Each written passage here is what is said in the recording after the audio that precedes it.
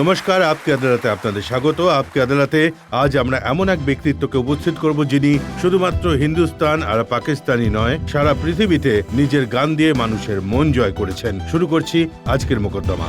বিখ্যাত গজল গায়ক গুলাম আলী আপকি আদালতে হাজির হন।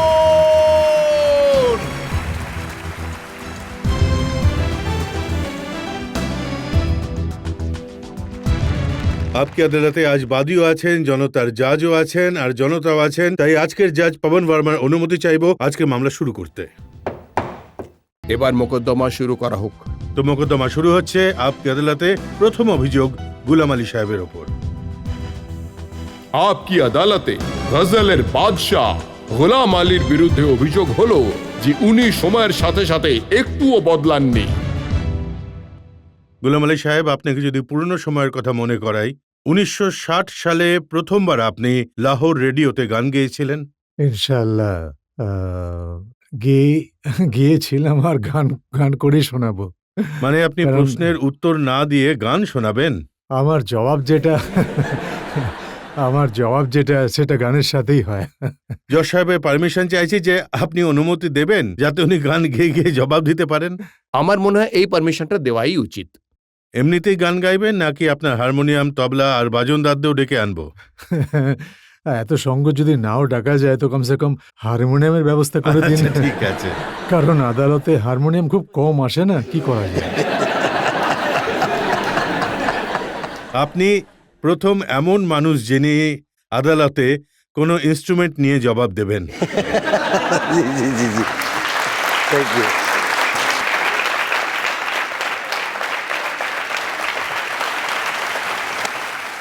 তো 1960 থেকে শুরু করবেন আপনি? হ্যাঁ, অবশ্যই অবশ্যই। আমার তো মনে হচ্ছে হারমোনিয়ামটা 1960-এরই।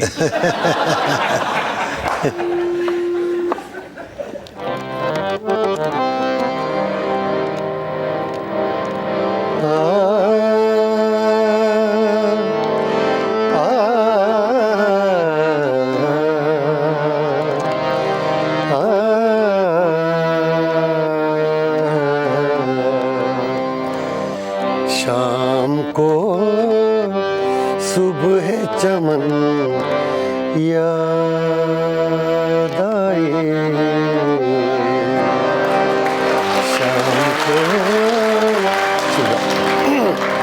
शाम को सुबह चमन याद आए, किसकी खुशबू बदन याद आए,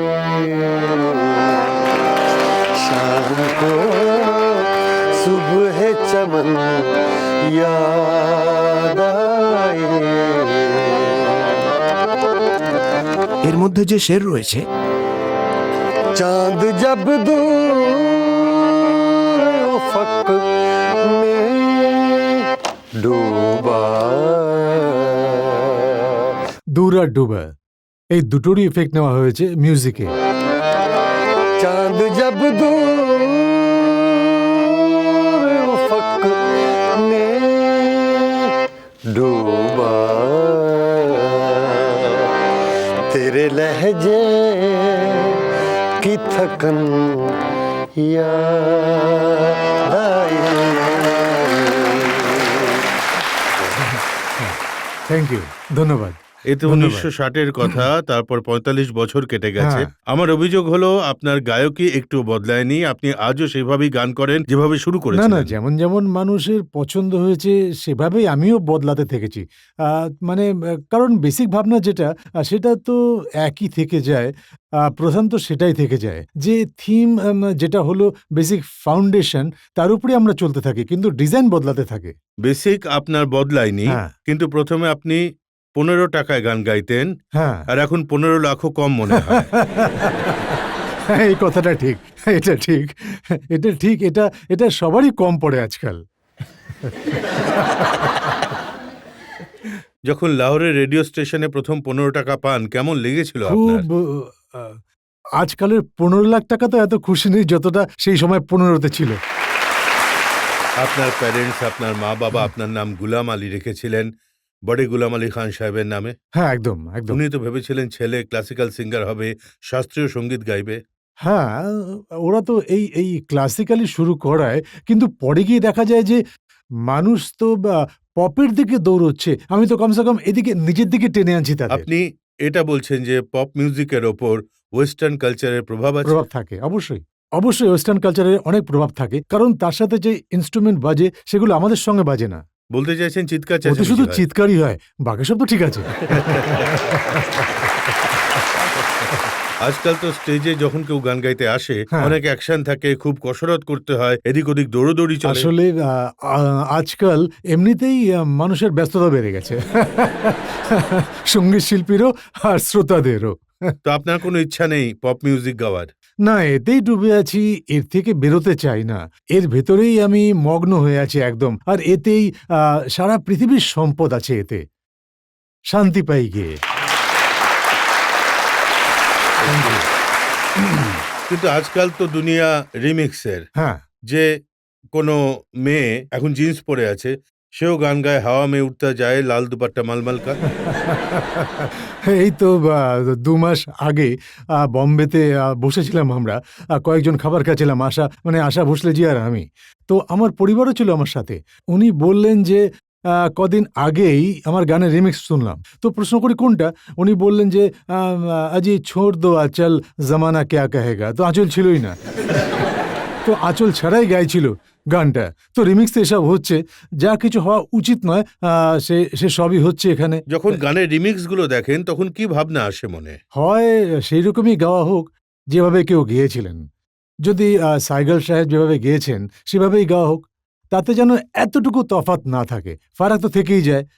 আমার গজল যেগুলো আমি গাইলেই তো লোকে শোনে। যদি অন্য কেউ গায়, কিছু না কিছু তো বদল হবেই। হয় সে খুব ভালো গাইবে, না হলে আমার মতনই গাইবে। আমি এই আর শুনেছি কি। আপনি এটাও ডিমান্ড করেছিলেন যত রিমিক্স আছে সব ব্যান করে দেওয়া হোক, নিষিদ্ধ করে দেওয়া হোক।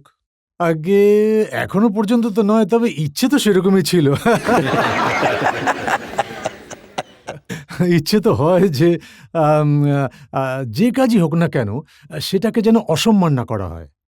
আপনার কাজকর্মে কেমন দাগ লেগেছে এবং আপনার কাজকর্ম নিয়ে কি ধরনের প্রশ্ন উঠেছে সেসব নিয়ে আপনার বিরুদ্ধে অনেক অভিযোগ আছে। আগে। কিন্তু আমরা একটা ব্রেক হ্যাঁ। নিয়ে নেব, আর ব্রেকের পর আপকে আদালতে গুলাম আলীর বিরুদ্ধে জনতার মোকদ্দমা চলতে থাকবে।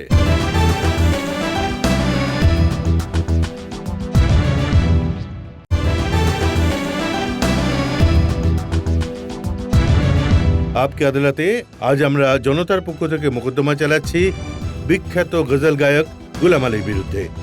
আপকে আদালতে পরের অভিযোগ গুলাম আলীর বিরুদ্ধে। আপকি আদালতে গজলের বাদশাহ গোলাম আলীর বিরুদ্ধে অভিযোগ হলো যে উনি ক্লাসিক্যাল সঙ্গীতে মনোযোগ দেননি। যখন আপনার ছেলেবেলার কথা শুনছিলাম তখন আমি জানতে পারি যে আপনার পিতৃদেব আপনাকে একদম ধরে বেঁধে ক্লাসিক্যাল মিউজিক শেখাতেন। হ্যাঁ, একদম। তখন ছোট ছিলাম, মোটে ৭, ৮ বা ৯ বছর হবে।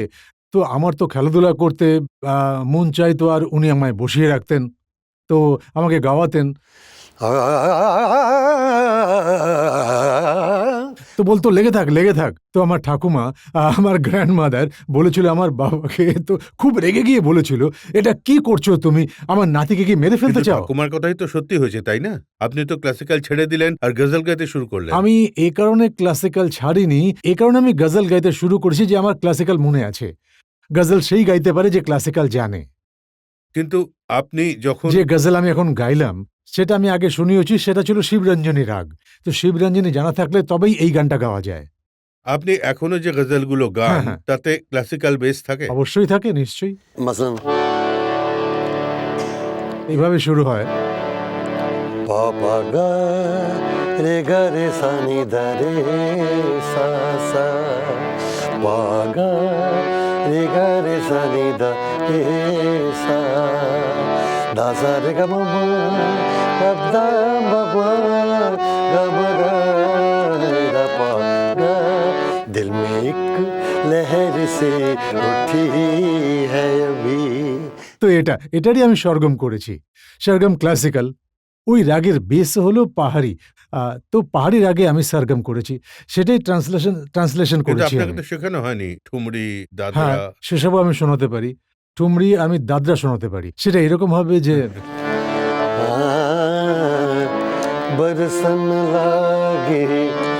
बरसन लागे सावन बूंदियां राजा तोरे बिन लागे ना मोरा जिया।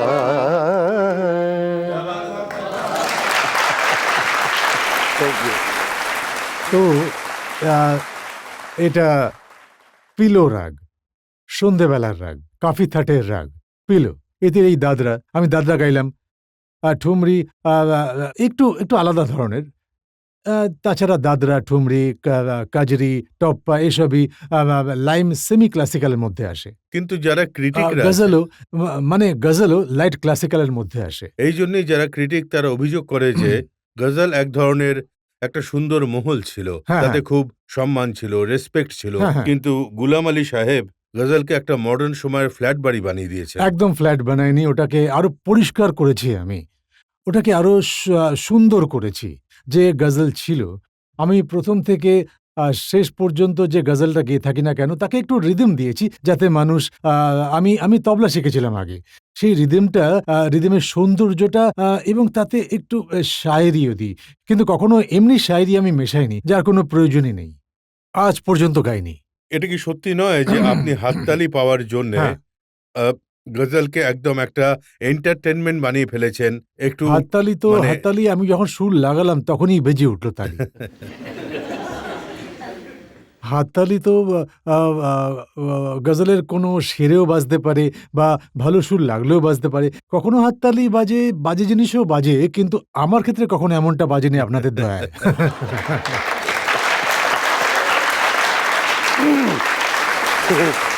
আমি অকারণ হাততালির আশায় থাকি না। এমনিতে তো আমরা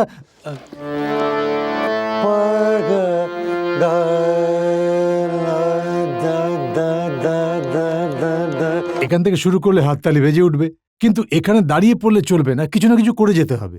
কিন্তু গুলাম আলী সাহেব এইসব আপনি নিজের ছেলেকে শেখাননি। আমি শুনেছি আপনার ছোট ছেলে, হ্যাঁ হ্যাঁ হ্যাঁ, ওর অনেক বেশি ইন্টারেস্ট রকে, জ্যাজে, পুরো ওয়েস্টার্ন মিউজিকে আছে। আমাকেও জানায়নি যে ও গান করে। তবে এই ২-৩ বছর আগে ও শুরু করেছে। তো প্রথমে আমি ওর উপরে খুব রেগে যাই। তারপরে আমি ভেবে দেখি যে এ পথে যখন এসেছে তখন ঠিক আমি ওকে আমার দিকে টেনে কিন্তু নেব। এখনো তো ওদিকেই আছে। এখন তো হ্যাঁ, এখন ও বরং মিউজিক কম্পোজ করছে। আমার ক্যাসেটেরই করছে মিউজিক কম্পোজ। কিন্তু দেখুন, আপনি শুনবেন যে আমার যে বড় ছেলে আছে, আপনি যদি শোনেন তো গজলের আনন্দ পাবেন, ক্লাসিক্যালের মজা পাবেন, ঠুংরি দাদরাও গায়, সব নিয়ম মেনে গায়। কিন্তু আমি তো ছোট ছেলের কথা বলছি যে রক আর জ্যাজ আমি বড় গায়। জনের কথা বলছি।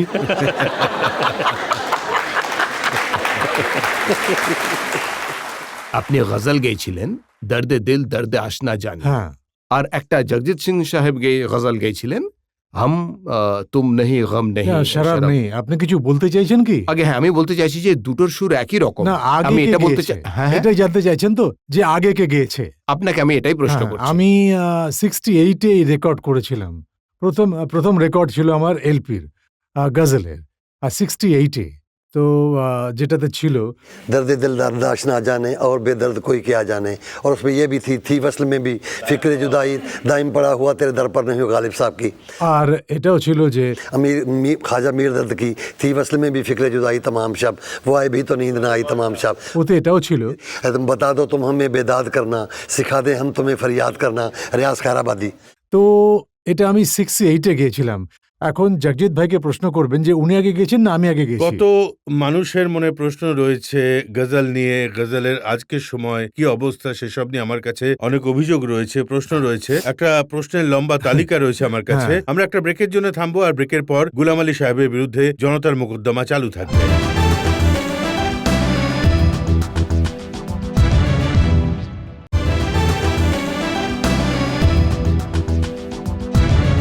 আপকে আদালতে আজ জনতার পক্ষ থেকে মোকদ্দমা চলছে বিখ্যাত গায়ক গুলাম আলী সাহেবের বিরুদ্ধে। আপকে আদালতে পরের অভিযোগ গুলাম আলীর উপর। আপকি আদালতে গজলের বাদশাহ গোলাম আলীর বিরুদ্ধে অভিযোগ হলো যে উনি গজলের ভবিষ্যতের জন্য কোনো রকম উন্নয়ন করেননি। মল্লিকা পুখরাজের মেয়ে তাহিরা সঈদ, হ্যাঁ হ্যাঁ উনি এক জায়গায় বলেছেন যে হিন্দুস্তান আর পাকিস্তান দু দেশেই গজলের মৃত্যু হচ্ছে। এমন নয়, আমি এই কথাটা মানি না। যদি মৃত্যু হয়ে চলতো তাহলে আমরা প্রতি মুহূর্তে ব্যস্ত থাকতাম না। আমি 1.5 মাস আমেরিকায় গজলই গিয়ে এসেছি। আমি অন্য কোনো গীত গাইনি, অন্য কিচ্ছু ওর গাইনি পুরো আমি। বয়ানটা আপনাকে শোনাবো। উনি বলেছেন যে পাকিস্তানে হ্যাঁ যদি কোনো বাচ্চা হ্যাঁ গজলে খুবই ইন্টারেস্ট দেখায় হ্যাঁ। বা সুফি কালামে উৎসাহ দেখায়, হ্যাঁ। তাহলে তাকে জুতো দিয়ে পেটানো হয়। আর সব থেকে বেশি অ্যাপ্রিসিয়েট তাকে করা হয় যে গজলে এবং সুফি কালামে অংশগ্রহণ করে। আমি নিজে আমার চোখে দেখেছি। আমি নিজেই এতে অনেক মানে চ্যানেলে বাচ্চারা যারা গেয়েছে, আমি তাদের অনেক নাম্বার দিয়েছি। কিন্তু আপনি চেষ্টা করেছেন অন্য যারা গজল সিঙ্গার আছেন তারা না, সামনে আমার আসুন? তো অনেক স্টুডেন্ট আছে, আর কিছু বন্ধু আছে, লোক আছে যাদের বাচ্চারা, যাদেরকে আমি শেখাই গজলের এবং গায়কি সম্পর্কে সমস্ত কিছু বলতে অভিযোগ থাকি তো এটা ওদের। রয়েছে, আপনার যত ট্যালেন্ট আছে শুধু নিজের বাচ্চাদেরই শেখান আপনি। না স্যার, এমন ব্যাপার নয়। আমি পুরো পৃথিবীতে যে কোনো সময় আপনি একত্রিত করেন যদি সবাইকে, তাহলে সব দেশ থেকে এসে যাবে আমার ভক্তরা, আর আমার থেকে যারা শিখেছে বাকায়দা টেপ বানিয়ে আমি তাদের ক্যাসেট বানিয়ে পাঠাই যে এইভাবে রেওয়াজ করো এবং এইভাবে গজল গাইবে তোমরা। এবং আমার গজলই নয়, বরং সব ভালো শিল্পীর গজল শুনবে এবং সেগুলোকে কপি করবে। যে সময় আপনি শিখেছেন আপনার গুরুর কাছে, হ্যাঁ, হ্যাঁ। তো আপনি গুরুর জন্য বালতি ভরে জলও নিয়ে আসতেন, একদম একদম হুঁকও সাজিয়ে দিতেন। একদম 12 বছর 13 বছরের ছিলাম নিজের ওস্তাদের কাছে। আমার ওস্তাদ আপনাদের জানা আছে, ওস্তাদ বারে গোলাম আলী খান সাহেব, আর ওনার ছোট ভাই ওস্তাদ বরকত আলী খান সাহেব, ওর ছোট ভাই মুবারক আলী খান সাহেব, যার কাছে আমি লাহোরে ছিলাম। এবং 12-13 বছরে আমি 24 ঘন্টা ওখানেই থাকতাম এবং কখনো সম্পূর্ণ ঘুম হয়নি। এটা সত্যি কথা। আদালতে বসে তো কেউ মিথ্যা কথা বলে না। ওখানে কত পরিশ্রম করতে হতো? ব্যাস পরিশ্রম করতেই হতো। পরিশ্রমই ছিল, যেটা 12-13 বছর, এবং ভালোবেসে পছন্দ করেই করতাম। আসলে পরিশ্রম ছিল না, ওতে আমার ভালোই হয়েছে। কি রুটিন ছিল ওখানে? আর রুটিন এমন ছিল যে আ রাতে রাত পর্যন্ত, সকাল 8টা থেকে রাত 12টা অবধি আমি শুধু কাজই করতাম। ওস্তাদের কাছে যেটা ওনার বন্ধুরা এসে বলতো, যাও পান নিয়ে এসো, যাও সিগারেট নিয়ে এসো, যাও এটা নিয়ে এসো, যাও ওটা নিয়ে এসো। তো আমি সবই করতে থাকতাম। তারপর গান শুনতাম বসে বসে। ওদিকে কোনো একটা কোণায় বসে গান শুনছি নিজের ওস্তাদের, আর সাথে সাথে উনি যেটা রেওয়াজ করছেন সেটাও নিজের ভেতরে আমি গুনগুন করেছি। তারপর দেখতাম, কখনো কখনো প্রশ্নও করতাম। উনি বলতেন শিখে নে। ওই যে ছোট মোবারক আলী খান সাহেব ছিলেন, যেমন সারে গা মা রে সা গা মা সা মা গা রে মা রে গা সা রে গা পা পা গা রে পা পা সা পা পা রে পা গা মা রে গা মা পা দা মা গা পা দা মা দা মা গা পা দা গা মা পা গা মা নে সা রে পা। তো আমরা সারাদিন এগুলোই করতাম। আজকালকার শিষ্যরা কিছু করে? আজকালকার শিশুরা তো বলে শুধু এটাই যে 3 মাসের মধ্যে গান বাজনা শিখে যাব। আমরা কিন্তু বলতাম না, আমরা শুধু ভালোবাসতাম। এই যে নতুন জেনারেশন, তাদের যদি আপনার কোনো মেসেজ দেওয়ার থাকে গান গেয়ে, এই মেসেজই দেব যে সুর শিখতে শিখতে আসে আর ছড়া পড়তে পড়তে এসে যায়। তার মধ্যে একটা জিনিস আছে, যেটা একটা শের আছে যে, शहर सुनसान है किधर जाएं, তো এতে আমি সুর দিয়েছিলাম। शहर सुनसान है किधर जाएं, खाक होकर कहीं बिखर जाए, शहर सुनसान है। তো কথা এটাই যে শহর সুনসান হ্যাঁ, শহর একদম কোয়াইট, একদম নির্জন, কোথায় যাব? তো এই অনুভব জন্ম নেয় উচিত সুরে। তো সুরে তো সেই বুঝতে পারবে যে সুরের নিয়ম জানে, সুরের প্রভাব জানে। হ্যাঁ, স্যার, আপনি এটা বলেছেন যে গজল ভালোবাসা থেকে গাইতে হয়, প্রেম হয় ওতে। আপনার ইন্সপিরেশন কে? গজল নিজেই এমন একটা জিনিস, যে শায়রি যে মানুষ বুঝতে পারে, তো এর যে সৌন্দর্য সেটা অন্য কোথাও পাবে না। স্যার, এটা বলা হয় না যে behind the success of every man there is a এই ওম্যান। কথাটা ঠিকই আছে, এটা প্রশ্ন ঠিক করেছেন। কিন্তু আমি এর থেকে একটু দূরেই থাকি।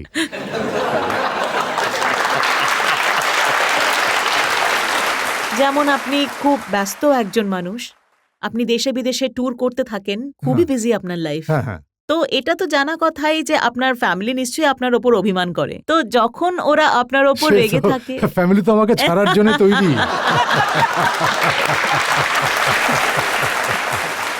তো যখন ফ্যামিলির লোকেরা অভিমান করে হ্যাঁ, তো তার জন্য কি গজল গান আপনি? তাদের জন্য, এটাই আমার প্রশ্ন ছিল। তাদের জন্য আমি এটাই গাইবো। फासिले ऐसे भी होंगे ये कभी सोचा न था। फासिले फासिले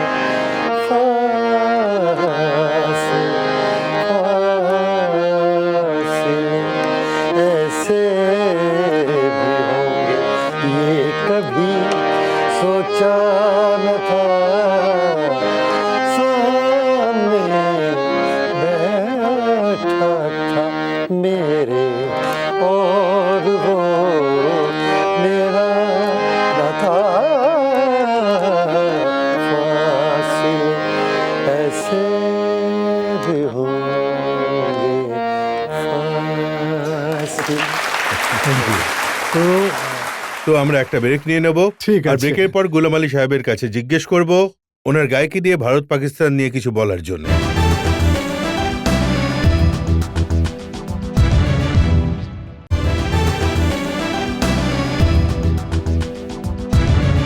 আপকে আদালতে আজ আমরা জনতার পক্ষ থেকে মোকদ্দমা চালাচ্ছি স্বনামধন্য গজল গায়ক গোলাম আলীর উপর।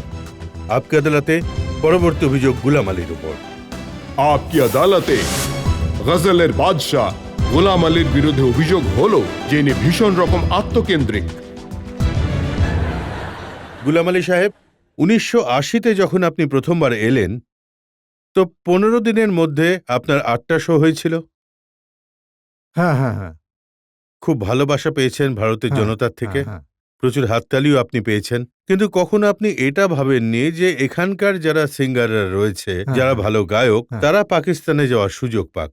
শুধু এই বছরই যে 4 জন সিঙ্গার গেছেন এবং জগজিৎ ভাই 3 বার গেছেন 6 মাসের মধ্যে।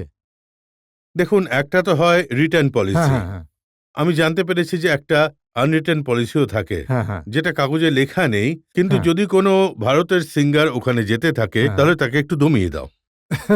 না, এমন কিছু নেই, কিন্তু এটা ঠিক যে এখান থেকে সত্যি ওখানকার সার্কেলটা একটু ছোট, এখানে সার্কেল খুব বড়, তো সেই জন্য এখানে বেশিরভাগ এখানকার সিঙ্গারও এখানেই বেশি বিজি থাকে। দেখুন, আমি এক্সাম্পল দিচ্ছি, শুভা মুদগল, হ্যাঁ, যখন হ্যাঁ, উনি পাকিস্তানে যাচ্ছিলেন হ্যাঁ। শেষ মিনিটে ওনার ভিসা রিফিউজ করা হয়। সেটা কি হয়েছিল সেটা তো আমি জানি না, আর বলতে পারবো তারপর না। অনেক আর্টিস্ট ছিলেন হিন্দুস্তানের, হ্যাঁ, যারা হ্যাঁ। সবাই গিয়েছিলেন ভারতের প্রাইম মিনিস্টারের কাছে, একটা চিঠি লিখেছিলেন যেখানে বলা হয়েছিল যদি আমাদের ওখানে গান গাওয়ার অনুমতি না থাকে হ্যাঁ। তাহলে ওখানকার সিঙ্গারদেরও এখানে এসে গান করার অনুমতি থাকা উচিত নয়। একদম ঠিক কথা। আমার তো মনে হয় ওখানে অনুমতি থাকা উচিত, এখানে অনুমতি থাকা উচিত। হ্যাঁ, সে আমি তো তো বলবো যে বিনা অনুমতিতেই এইসব চলতে দেওয়া উচিত। আপনি তো বলেছিলেন সব কথার জবাব গান গেয়ে দেবেন। হ্যাঁ, আমি গান গেয়েই দিচ্ছি। हमको किसके गम ने मारा ये कहानी फिर सही। किसने तोड़ा दिल हमारा, किसने तोड़ा दिल हमारा ये कहानी फिर सही। हमको किसके থ্যাংক ইউ। এটা আপনি শুভা মুদগলজির পক্ষ থেকে পাকিস্তানি সরকারের জন্য গাইলেন। আমি সব সরকারের জন্য গেয়েছি, 2 সরকারের জন্যই গেয়েছি। কখনো কখনো এখানেও সমস্যা ঘটে। অনেকজন এমন পাকিস্তানি সিঙ্গার আছেন, হ্যাঁ নুরজাহানজি আছেন, মেহেন্দি হাসানজি, আবিদা পারভিন, ফরিদা খানম, মুন্নি বেগম, হ্যাঁ, আপনি আছেন। হ্যাঁ। আপনাদের সবার গান ভারতে যত রেডিও স্টেশন আছে তাতে বাজানো হয়, হ্যাঁ। আকাশবাণীতে বাজানো হয়, বিবিধ ভারতীতে বাজানো হয়, কিন্তু কোন হিন্দুস্তানের গান আমার মনে হয় পাকিস্তান আমি খুবই কম শুনেছি যে রেডিওতে বা টিভিতে আমার গান বাজছে, খুবই কম শুনেছি। আমি নিজেরটা তো শুনেছি, কিন্তু অন্য সিঙ্গারদের আমি খুবই কম শুনেছি। কিন্তু পাকিস্তানে তো আপনি একবারের জন্য শোনেননি। আ- কখনো লতা মঙ্গেশকরের গান শুনেছেন পাকিস্তানে আম, রেডিওতে? কখনো না, কিন্তু তবুও আমার মনে হয় ওখানেও শোনা উচিত, এটা হওয়া উচিত। তো এর জবাবে কি গাইবেন আপনি? এর জবাবে আমি এর জবাবে আমি এটা গাইব। मुद्दतें हो गई हैं चुप रहते, मुद्दतें हो गई हैं चुप रहते, कोई सुनता तो हम भी कुछ कहते हैं, मुद्दतें हो गई हैं चुप रहते। তো আপনি বলছেন যে মুশারফ সাহেব যদি শুনতেন আপনি অবশ্যই বলতেন। না, উনি শোনেন এবং মাশাআল্লাহ অনেক কিছু একদম ঠিক বলেনও, যা কিছু বলেন উনি বুঝতে পারেন সব। আর সব বড়লোক, আসলে আমি বলতে চাইছিলাম যে আমরা নিজেদের মধ্যে বুঝতে পারি, অনেক কিছু বুঝতে পারি, কিন্তু কিছু উপরে এমন লোক বসে আছে যারা আমাদের দুজনের মধ্যে বোঝাপড়া হতে দেয় না। হ্যাঁ, যার নাম আমি এখানে বুঝতেই পারছেন সবাই, বড় বড় শক্তি আমাদেরকে আচ্ছা। বসতে দেয় না আরাম করে। ওদেরকে বাদ দিয়ে আমাদের নিজেদের মর্জি মতো চলা যদি উচিত। সেই সব শক্তির জন্য কোনো গজল আপনাকে শোনাতে হয় কোনটা গাইবেন আপনি? ওই শক্তিদের জন্য আমি খুঁজে বের করব কোনো না কোনো গজল।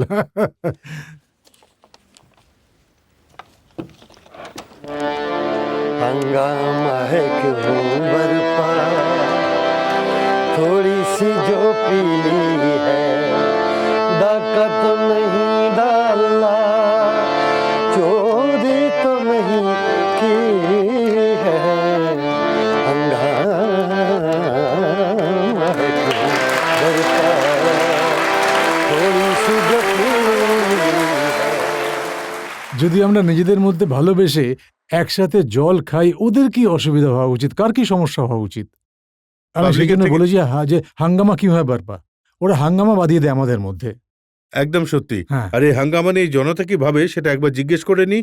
হ্যাঁ, আপনি ফার্স্ট রোতে। আপনার গজল হৃদয় মন ছুঁয়ে যায় আর কি। আপনি এ গজল সন্ত্রাসবাদের আদালতে গান, যাতে ওরা বন্দুক ছেড়ে হারমোনিয়াম হাতে তুলে নেয়। আমার ঠিক আপনাকে এটাই আছে, অনুরোধ। ঠিকই বলেছেন, একদম একদম। হ্যাঁ, আমি এই কাজের জন্য সব সময় তৈরি। তাহলে সূত্রপাত এখনই করে দিন। এখনই করে দেবো, এখনই করে দিচ্ছি, এখনই করে দিচ্ছি।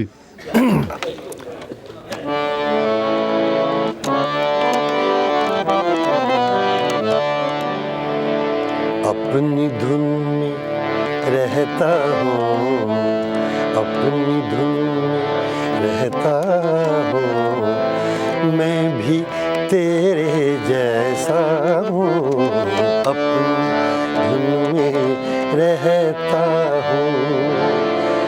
ओ पिछली रुत के साथी,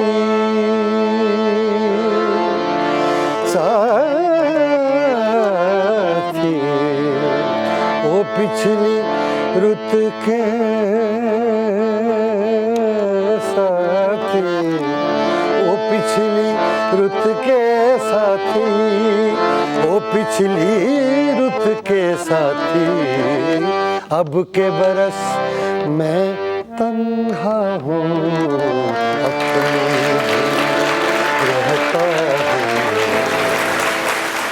তো আমি এই জন্য এটা বলি যে আমি নিজের মনে থাকি, আমি তোমারই মতো।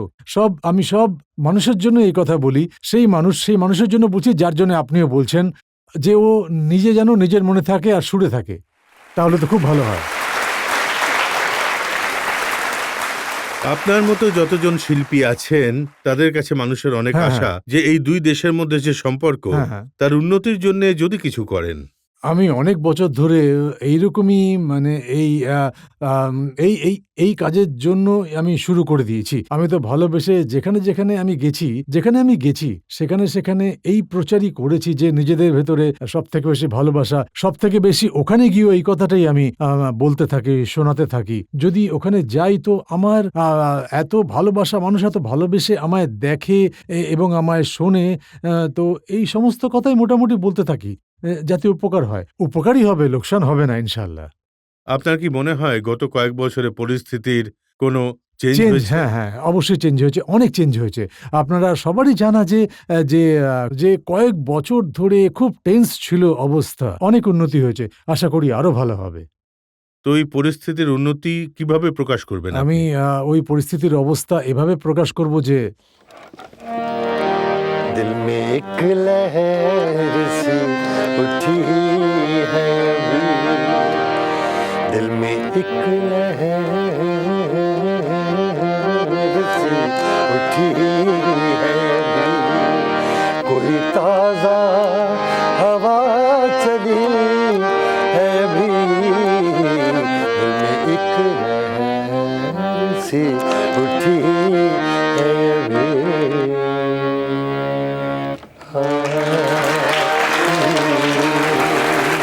থ্যাংক ইউ, ধন্যবাদ। আমরা আপনার বিরুদ্ধে জনতার পক্ষ থেকে অভিযোগ এনেছি, জবাব চেয়েছি, আপনি খুব সুরে জবাব দিয়েছেন। এখন জনতার জাজ কি রায়দান করেন সেটা শোনার জন্য আমাদের একটা ব্রেকের অপেক্ষা করতে হবে। ব্রেকের পর শুনবো জনতার জাজের রায়দান।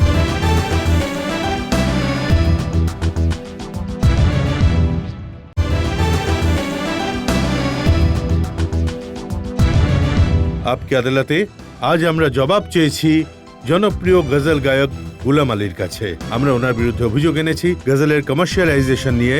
আমরা কৈফিয়ত চেয়েছি ভারত আর পাকিস্তানের সম্পর্ক নিয়ে।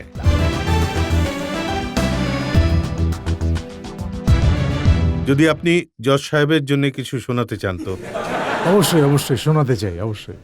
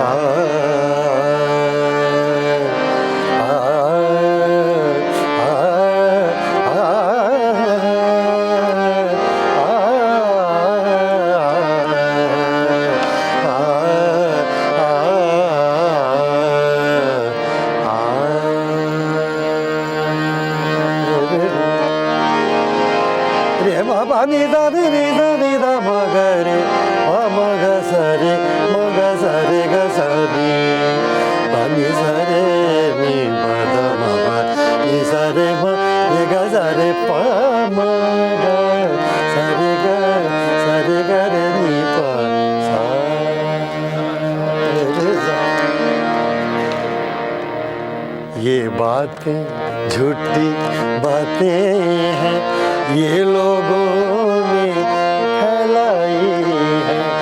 तुम इंशाह जी का नाम न लो, तुम इंशाह जी का नाम न लो, क्या इंशाह जी सौदाई है। ये बातें झूठी बातें हैं, ये बातें रे गा बाबा दा रे गा बाबा गा मा रे नी सा पा गा रे सा। ये बातें झूठी बातें हैं, ये लोगों ने फैलाई